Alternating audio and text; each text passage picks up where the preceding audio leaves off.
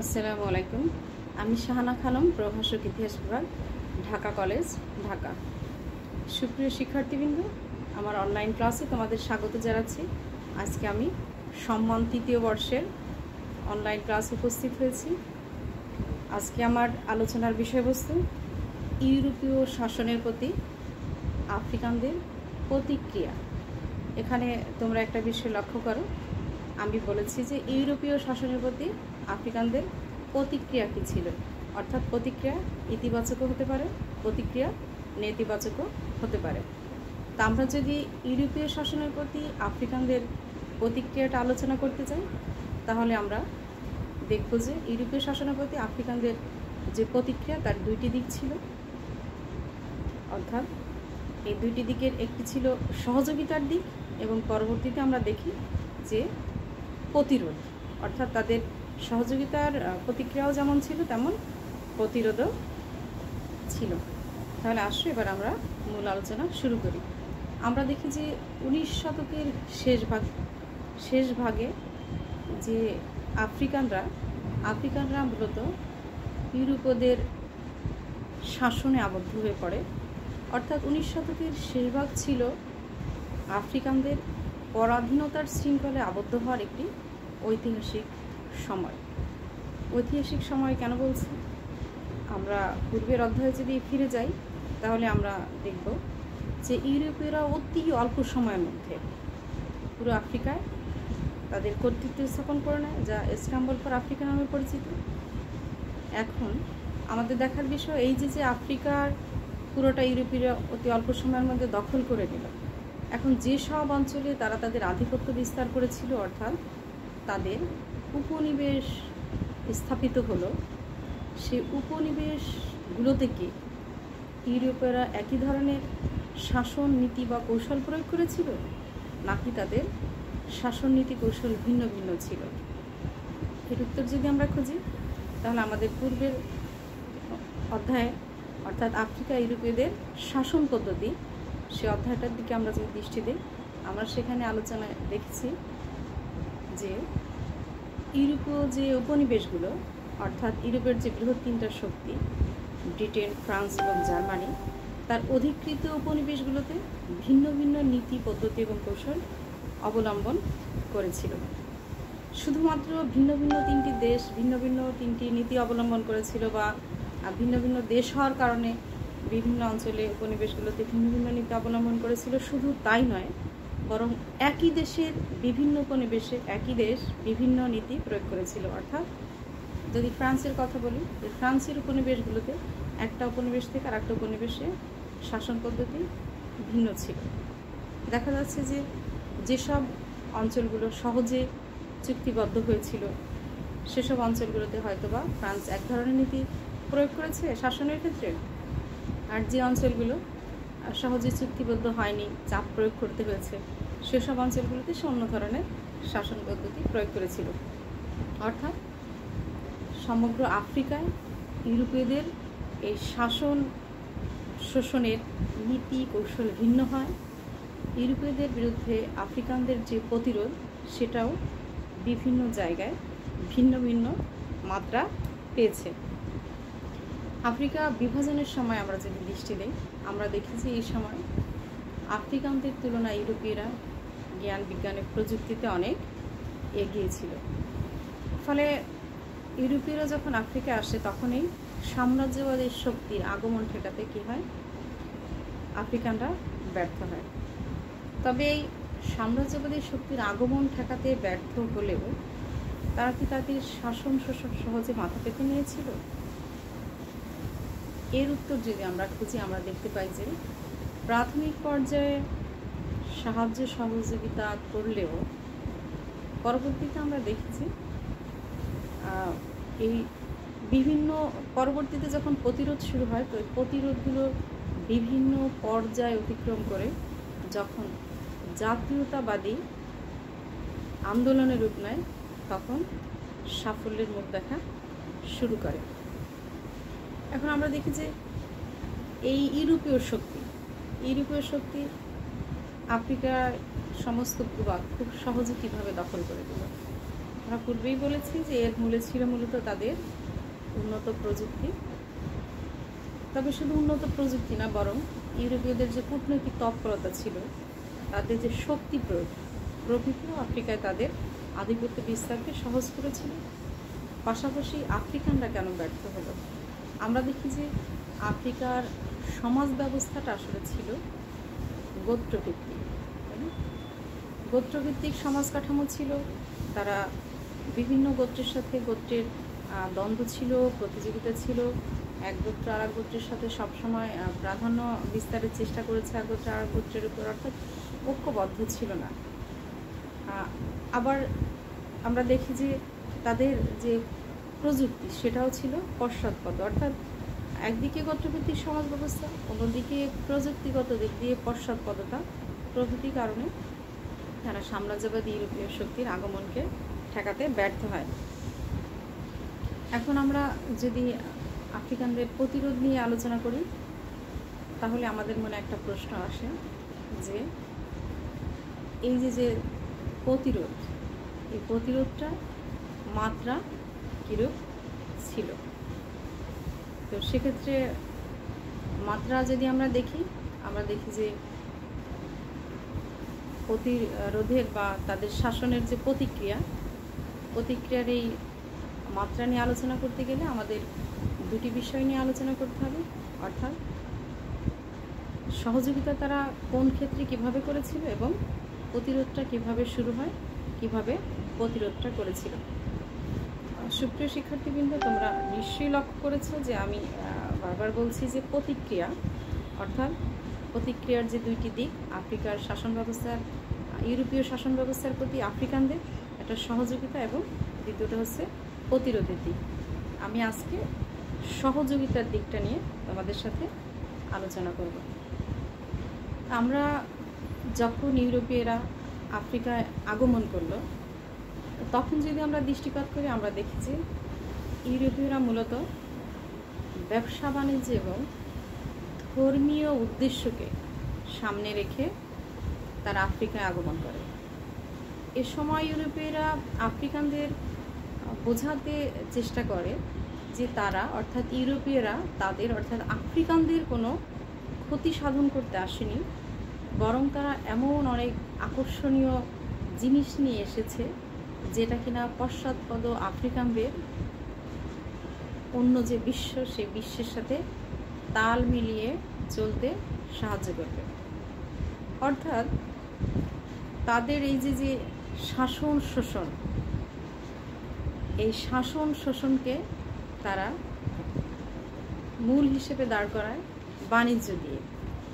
তো বাণিজ্যটার শুরু হয় কিভাবে? তারা মূলত আফ্রিকার যে গোত্র প্রধান, এই গোত্র প্রধানরা তাদের নিজেদের স্বার্থ হাসিলের জন্য আমরা দেখি যে ইউরোপীয়দের বিভিন্ন ধরনের সাহায্য সহযোগিতা করে এবং এই যে সাহায্য সহযোগিতা করা শুরু করে, এই ইউরোপীয়দেরকে আফ্রিকানদের এই সাহায্য সহযোগিতাকে বিভিন্ন ঐতিহাসিক দুই ধরনের কারণ থাকতে পারে বলে মত প্রকাশ করেছেন। ওনারা বলেছেন যে একটা দিক হচ্ছে রাজনৈতিক দিক, আর একটা হচ্ছে অর্থনৈতিক দিক। অর্থাৎ ইউরোপীয় শাসনের প্রতি আফ্রিকানদের প্রতিক্রিয়ার সহযোগিতার যে দিকটা, সেই সহযোগিতার দিকটা আলোচনা করতে গিয়ে আমরা আবার ঐতিহাসিকদের দুই ধরনের মতামত পেয়েছি। যে ওনারা মতামত ব্যক্ত করেছেন যে আফ্রিকানরা ইউরোপীয়দের সাহায্য সহযোগিতা করেছিল হয় তাদের নিজেদের রাজনৈতিক কারণে অথবা অর্থনৈতিক কারণে। এখন আমরা সেই বিষয়টি দেখব যে কী রাজনৈতিক কারণে তারা ইউরোপীয়দের সাহায্য সহযোগিতা করলো বা অর্থনৈতিক সংশ্লিষ্টতা কী ছিল। প্রথমে আমরা রাজনৈতিক কারণ কী ছিল সেদিকে যদি দৃষ্টিপাত করি, আমরা দেখি যে আফ্রিকান সমাজ ব্যবস্থা যেহেতু বহু গোত্র বিভক্ত ছিল, সুতরাং বিভিন্ন গোত্রের গোত্রপতিরা তাদের নিজেদের রাজনৈতিক স্বার্থ সিদ্ধির জন্য বা নিজেদের রাজনৈতিক স্বার্থ রক্ষার জন্য ইউরোপীয় শক্তির যে ছিল শক্তিসমূহ তাদের সাথে কি করে সহযোগিতার নীতি অবলম্বন করে চলে। অর্থাৎ এই যে পশ্চাৎপদ গোত্রভিত্তিক সমাজের গোত্রপতিরা, তাদের অনেকে মনে একটা ধারণা জন্মায় যে ইউরোপীয়দের আগমনের ফলে তাদের রাজ্য হারাতে হতে পারে, কিংবা অন্য গোত্রের গোত্রপ্রধানরা গোত্রপতিরা তাদের গোত্রের উপর প্রাধান্য বিস্তার করতে পারে।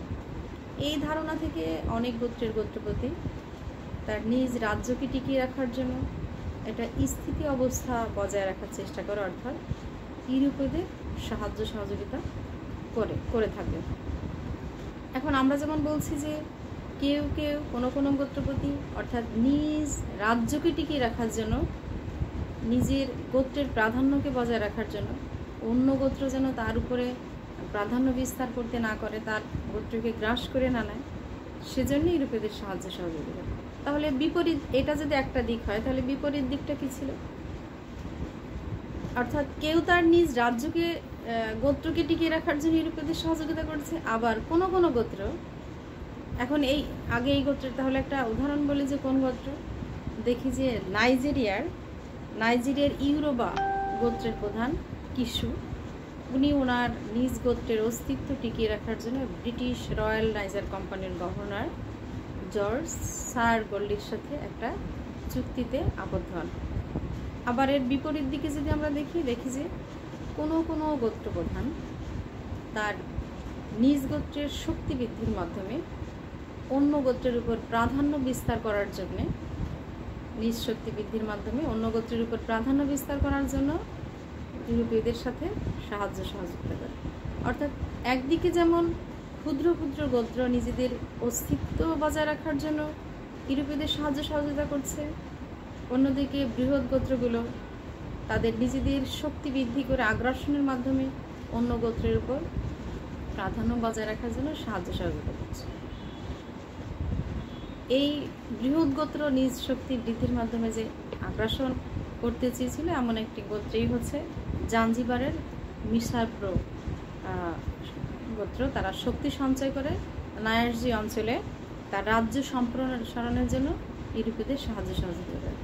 অর্থাৎ নিজ অস্তিত্ব টিকিয়ে রাখাই হোক কিংবা নিজের শক্তি বৃদ্ধির মাধ্যমে অন্য গোত্রের উপর প্রাধান্য বিস্তারের মাধ্যমে হোক, আমরা এ পর্যায়ে দেখছি ক্ষুদ্র গোত্র, বৃহৎ গোত্র প্রত্যেকের সাহায্য সহযোগিতাই কিন্তু ইউরোপীয় শক্তিগুলো পাচ্ছে, যেটা আফ্রিকায় তাদের কর্তৃত্ব স্থাপনের মাধ্যমে আধিপত্য বিস্তারের ক্ষেত্রে কি হচ্ছে, সহায়ক হচ্ছে।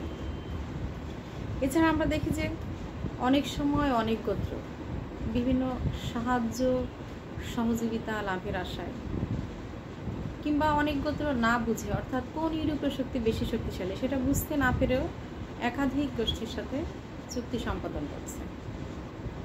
কিন্তু এর ফলে হয়েছে যে ইউরোপীয় শক্তিগুলোর মধ্যে বিভিন্ন সময় বিভিন্ন ঝামেলার সৃষ্টি হয়েছে, তারা একে অপরের সাথে দ্বন্দ্বে লিপ্ত হয়েছে, বিবাদে লিপ্ত হয়েছে, কিন্তু এর মাধ্যমে যে নিজ গোত্রের অস্তিত্ব রক্ষা করতে পেরেছে গোত্রগুলো তা কিন্তু নয়, বরং আমরা দেখি যে নাইজেরিয়ার জোলা গোত্র প্রধান ব্রিটিশ রয়্যাল নাইজার কোম্পানির যখন এখানে আধিপত্য প্রতিষ্ঠিত হয়, তখন উনি নিজ অস্তিত্ব রক্ষার জন্য ফ্রান্সের লেফটেন্যান্ট মিজোর সাথে চুক্তি সম্পাদন করেন।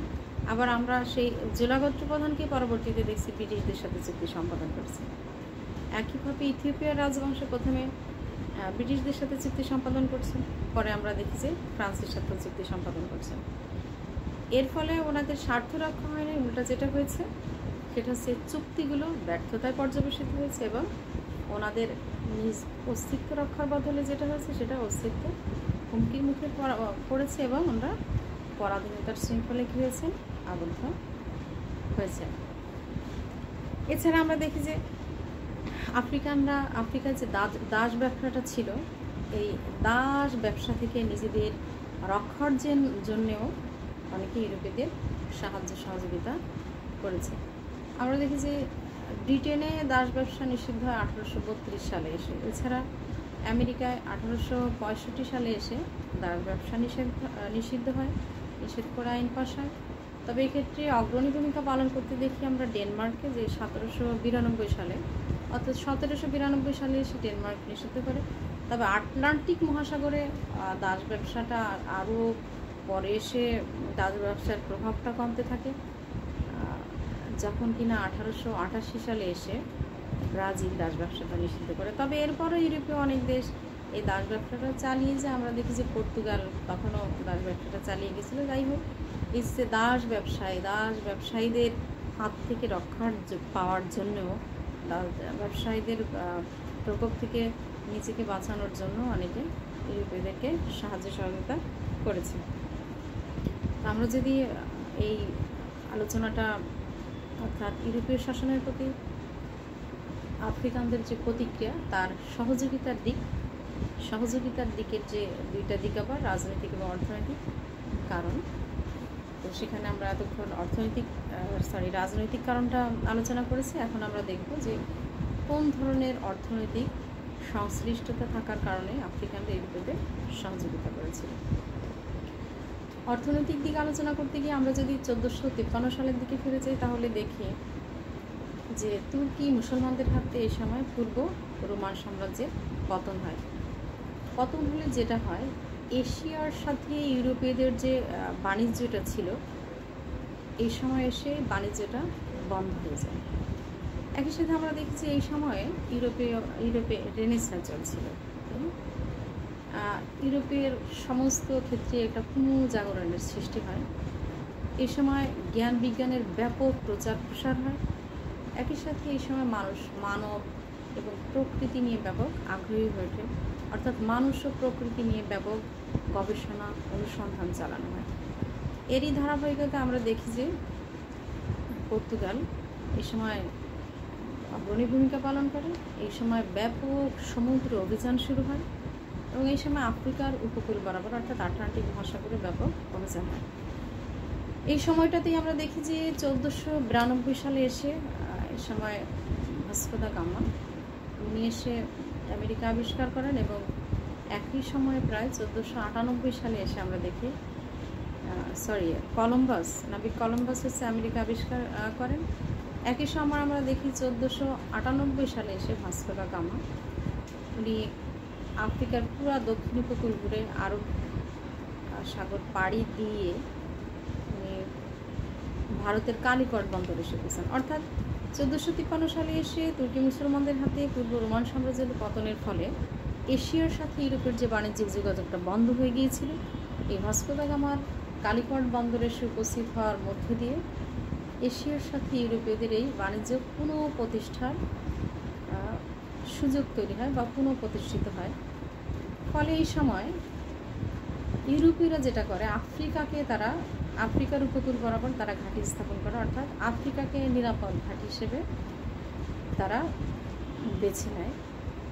প্রথম দিকে আমরা যখন ইস্তাম্বুল ফর আফ্রিকা পড়েছি, আমরা সেখানে আলোচনা করেছি, আমরা দেখেছি যে প্রথম দিকে কিন্তু ইউরোপীয়রা আফ্রিকার অভ্যন্তরভাগে প্রবেশ করেনি, কিন্তু পরবর্তীতে প্রথম দিকে ধর্মীয় কারণে ধর্মপ্রচারকরা আফ্রিকার অভ্যন্তরভাগে এগিয়ে গেছে এবং আস্তে আস্তে আফ্রিকার ধন সম্পদ, আফ্রিকার প্রভৃতি বিষয়ে তারা আবিষ্কার করেছে, নতুন নতুন পথ আবিষ্কার করেছে, তাদের সরকার প্রধানদের জানিয়েছে এবং আফ্রিকার প্রতি লোলুপ দৃষ্টি করেছে। আমি এখানেও সেই কথাটাই বলছি যে প্রথমে তারা অভ্যন্তরভাগে প্রবেশ না করলেও পরবর্তীতে আফ্রিকার অভ্যন্তরভাগ প্রবেশ করে এবং তাদের অভ্যন্তরভাগে প্রবেশের পরে তাদের লোলুপ দৃষ্টি পড়ে আফ্রিকার প্রতি এবং তাদের শাসন ও শোষণ, অর্থাৎ সাম্রাজ্যবাদ বিস্তারের জন্য তারা আফ্রিকাকে বেছে নেয়।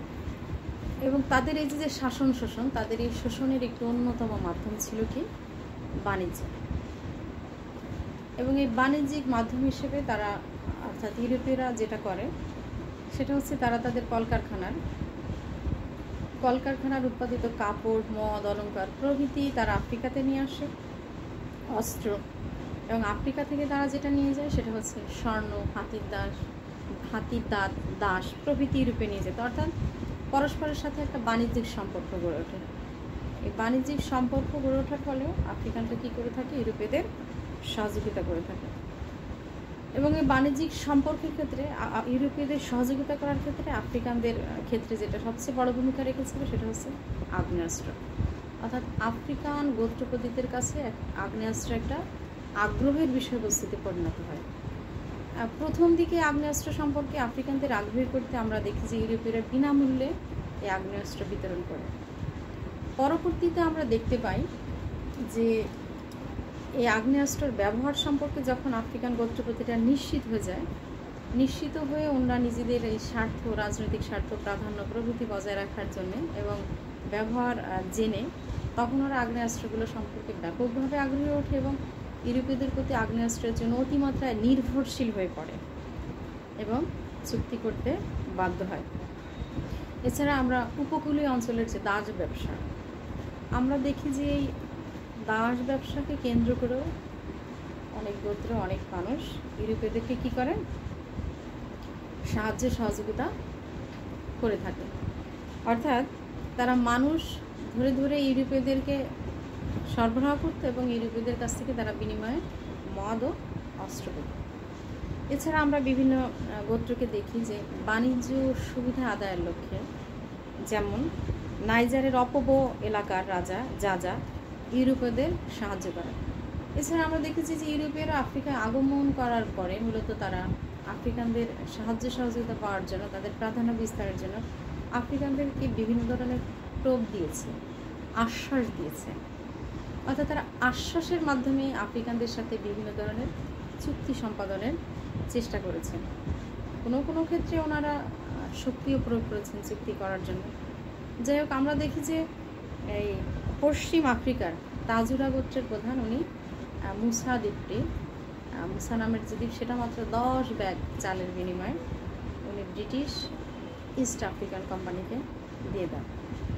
এছাড়া আমরা দেখি যে দক্ষিণ আফ্রিকার মেটাবেলেল্যান্ডের গোত্র প্রধান উনি 100 পাউন্ড, 1020 টনি গান আর একটা স্টিম বোট, জাম্বেসি যে নদী সেটাতে চলাফেরার জন্য একটা স্টিম বোটের বিনিময়ে উনি সিসিল রোডসকে মেটাবেল্যান্ড অঞ্চলে বাণিজ্যিক সুবিধা প্রদান করেন। অর্থাৎ সামান্য কিছুর বিনিময়ে আমরা দেখেছি যে তারা ইউরোপীয়দের সাহায্য সহযোগিতা করে এবং বিভিন্ন ধরনের বাণিজ্যিক সুবিধা দিয়ে থাকে। অর্থাৎ আফ্রিকানরা ইউরোপীয়দের সাথে এই যে বিভিন্ন চুক্তি সম্পাদন করে, এই চুক্তির ভবিষ্যৎ কি, এটা তাদের কোথায় নিয়ে যেতে পারে সম্পর্কে হয়তো বা আমরা স্পষ্ট কোনো ধারণাও পোষণ করতেন না। আর আমরা দেখি যে একদিকে এই চুক্তিগুলো সম্পর্কে আফ্রিকানরা তেমন স্পষ্ট ধারণা না রাখলেও এই চুক্তিগুলোর মধ্য দিয়ে ইউরোপীয়রা আফ্রিকানদের প্রতি তাদের কর্তৃত্ব স্থাপনের মধ্য দিয়ে তারা সমগ্র আফ্রিকা দখল করে নিয়ে তাদের শাসন আরও পাকাপোক্ত করার জন্য প্রয়াসী হয়। এই ছিল মোটামুটি আফ্রিকান শাসনের প্রতি, আফ্রিকায় ইউরোপীয়দের শাসনের প্রতি আফ্রিকানদের যে প্রতিক্রিয়া, তার সহযোগিতার দিকটি। এখন আমাদের দ্বিতীয় যে দিক আছে সেটা হচ্ছে যে কেন তাহলে প্রতিরোধ করেছিল। অর্থাৎ ইউরোপীয় শাসন ব্যবস্থার প্রতি আফ্রিকানদের সহযোগিতার পরে আমরা কোন পর্যায়ে গিয়ে প্রতিরোধ দেখি। তো মানুষ কেন বিদ্রোহী হয় বা মানুষ কেন প্রতিরোধ করে, এ নিয়ে বিভিন্ন ধরনের মতবাদ রয়েছে। এক্ষেত্রে বিখ্যাত তাত্ত্বিক ট্রেডগার একটা মতবাদ রয়েছে মানুষ কেন বিদ্রোহী হয়। উনি সেখানে বলেছেন যে যখন মানুষের সামাজিক ও সাংস্কৃতিক মূল্যবোধ হুমকির মুখে পড়ে তখন মানুষ কী হয়, বিদ্রোহী হয়ে ওঠে। এখন এই সামাজিক বা সাংস্কৃতিক মূল্যবোধ, ট্রেডগার উনি যেটা বলেছেন যে সাংস্কৃতিক মূল্যবোধ হলো মানুষের আচার আচরণের যে সমষ্টিটা, অর্থাৎ যার উপর ভিত্তি করে একটি দেশের অবস্থা তৈরি হয়। এখন আফ্রিকানদের যে এই যে অবরোধ বা আফ্রিকানদের এই যে প্রতিরোধ, সেই প্রতিরোধটা ভিন্ন ভিন্ন জায়গায় ভিন্ন ভিন্ন হয়েছিল, এর মাত্রা এক এক জায়গায় এক এক রকম ছিল। এক্ষেত্রে ট্রেডগারের যে মানুষ কেন বিদ্রোহী হয় বা প্রতিরোধ করে মতবাদ, সেখানে আমরা দেখি যে যখন মানুষ কারো এই যে মূল্যবোধের সাংস্কৃতিক প্রান্তে আঘাত হানে, তখন প্রতিরোধের মাত্রাটা হয় কম। কিন্তু কেউ যখন কোনো মানুষের মূলে গিয়ে আঘাত করে, তখন তার মাত্রাটা তীব্র হয়। এখন এই মূল কি? এখন আমরা দেখি যে সাংস্কৃতিক মূল্যবোধের মূল বা কোর হলো সেই জিনিস যা হচ্ছে কোনো গোষ্ঠীর মূল্যবোধের মূল জিনিস। অর্থাৎ এই মূল্যবোধ হচ্ছে ওই গোষ্ঠী বা ওই অঞ্চলের জনগণের সেই সকল আচার আচরণ যা তারা বংশ পরম্পরায় লালন পালন করে থাকে। অর্থাৎ এই মূলেই যখন আঘাত হানা হয়, তখন প্রতিরোধটা তীব্র হয়ে ওঠে। এখন তাহলে আমরা যদি ইউরোপীয়দের দিকে ফিরে তাকাই, আমরা দেখি যে ইউরোপীয়রা একটি পর্যায়ে গিয়ে এই আফ্রিকানদের মূল্যবোধের যে মূল, সেখানে আঘাত হানে। এর ফলে আফ্রিকানদের প্রতিরোধ তীব্র থেকে আরও তীব্র হয়ে পড়ে। সুপ্রিয় শিক্ষার্থীবৃন্দ, আমার ইউরোপীয় শাসনের প্রতি আফ্রিকানদের প্রতিক্রিয়ার দুইটি দিকের আজকে সচেতনতার দিকটি আমার আলোচনার বিষয়বস্তু ছিল।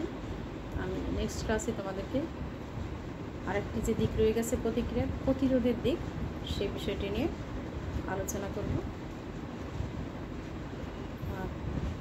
তো আজকের আলোচনাটা এখানেই আমি শেষ করছি। আর তোমাদের সুস্থ সুন্দর মঙ্গলময় জীবন কামনা করছি, আর তোমরা দীর্ঘদিন ধরেই আমাদের এই বর্তমান যে বাস্তবতা, তার সাথে পরিচিত হয়েছে। আশা করি এতদিকে তোমরা কীভাবে স্বাস্থ্যবিধি মেনে চলবে সে বিষয়ে অভ্যস্ত হয়েছে। তো স্বাস্থ্যবিধি মেনে চলো, পড়াশোনা করো, দেশ দেশের জন্য দোয়া করো। সৃষ্টিকর্তা যেন খুব দ্রুত আমাদের এই অবস্থা থেকে উত্তরণ ঘটান।